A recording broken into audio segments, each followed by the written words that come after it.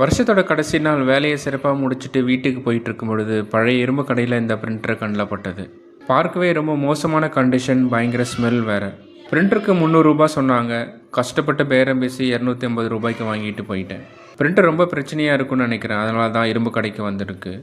வீட்டில் வேறு ரொம்ப திட்டினாங்க, குப்பையில் இருக்கிற பொருளை வாங்கிட்டு வந்து வீட்டில் வச்சு இருக்க ரொம்ப நாற்று அடிக்குதுன்னு. பிரிண்டர் ஃபுல்லாக ஸ்ப்ரே பண்ணி குளிப்பாட்டி க்ளீன் பண்ணதுக்கப்புறம் சின்ன சின்ன பிரச்சனைகளை சரி செஞ்சுட்டு ஆன் பண்ணி பார்த்தா ஆன் ஆகிடுச்சு.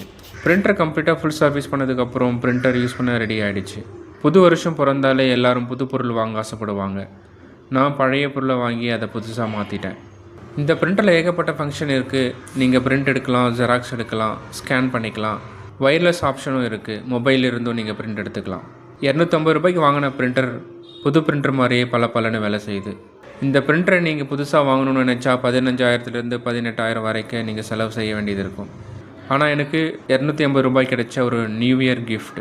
இந்த மாதிரி பழைய பிரிண்டரை ரெடி பண்ணி புதுசாக மாற்றி தர நாங்கள் ரெடியாக இருக்கோம். தேவைப்படுறவங்க கால் பண்ணுங்கள். அனைவருக்கும் ஆங்கில புத்தாண்டு நல்வாழ்த்துக்கள். நன்றி.